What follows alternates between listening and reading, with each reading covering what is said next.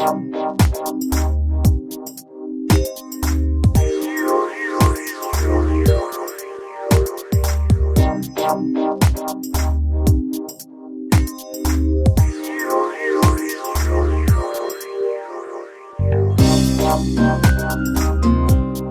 Europa com ambos, Portugal perante a integração realmente existente, foi o tema abordado no ciclo Horizontes do Futuro do mês de setembro. Professor e investigador da Universidade de Coimbra, João Rodrigues foi o orador da noite, que esteve acompanhado pela doutora Luísa Martins, da Câmara Municipal de Lolé, e Adriano Pimpão, presidente da Assembleia Municipal. Com a audiência completa, o orador abordou um tema sensível e polémico, explicando como a integração europeia e a adesão à moeda única não cumpriram o prometido e ainda prejudicaram o Estado Social. Com a entrada na CE, o país foi perdendo instrumentos de política comercial, naturalmente, política industrial, por via dos condicionalismos crescentes das regras do mercado interno. A política orçamental foi sendo constrangida por regras cada vez mais apertadas, mas como essas regras são altamente artificiais, vamos ver que elas não são muito, e ainda bem a um certo nível, constrangedoras. O constrangimento depois vem do outro lado. O país abdicou de instrumentos de política monetária, política cambial, naturalmente, por definição, com a integração. Portanto, de alguma forma, a política económica, nas suas várias componentes, enquanto margem de discricionariedade da ação dos governos, reduziu-se por perda de instrumentos de política. A liberdade de um governo de pôr em marcha políticas depende dos instrumentos que o governo é dotado. Se um país participa num processo de integração tão forte como este, a sua margem de manobra vai estreitar-se.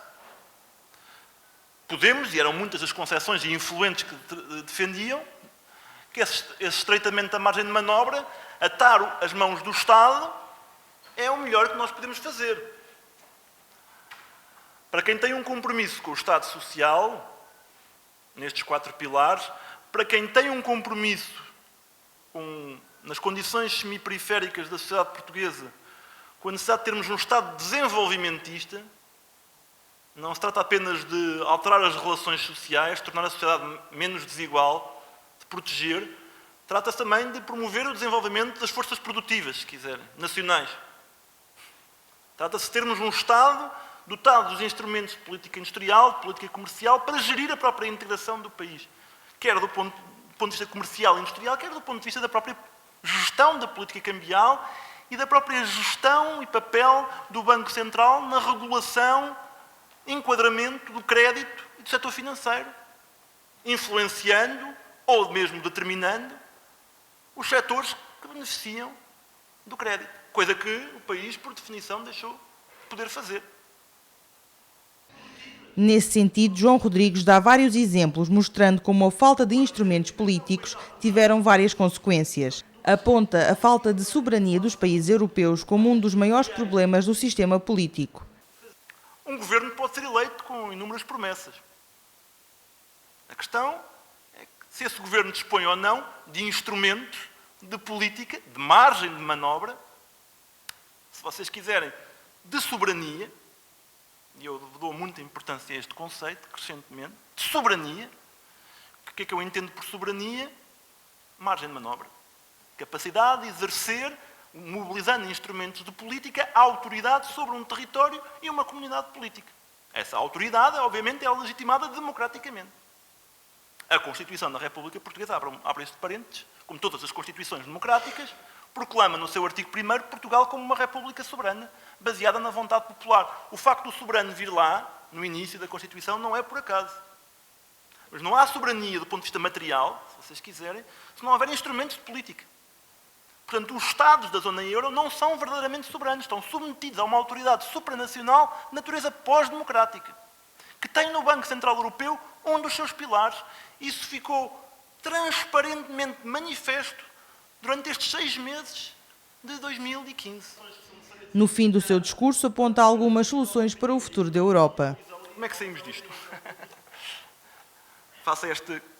Ou seja, o que eu digo, a partir do caso grego, mas não é só a partir do caso grego, é que a União Europeia se transformou, podemos dizê-lo, ao mesmo tempo, num diretório de potências, é uma formulação que aparece aí no debate público, e ela é verdade, porque as assimetrias entre os Estados cresceram.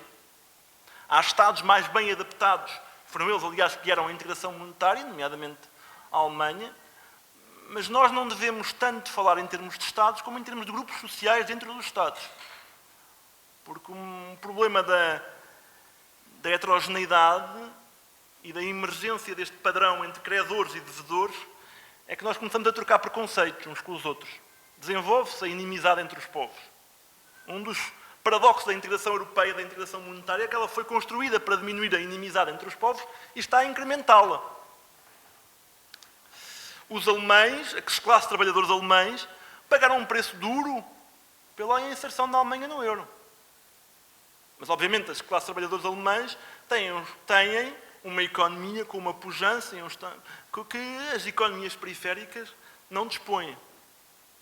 Porquê é que eu estou a referir isto? Porque esta heterogeneidade crescente na zona euro dificulta, na minha opinião, obstaculiza uma solução potencial para a crise, que era, no fundo, tentar recriar, que era o projeto original da social-democracia europeia, recriar à escala da zona euro as tais condições para a viabilização do modelo social europeu.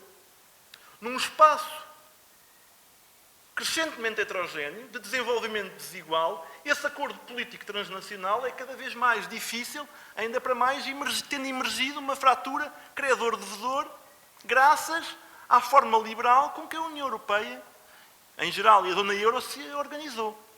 A noite terminou em debate sobre as polémicas europeias. O ciclo Horizontes do Futuro volta em outubro para receber Manuel Portela com o tema Homem Transparente.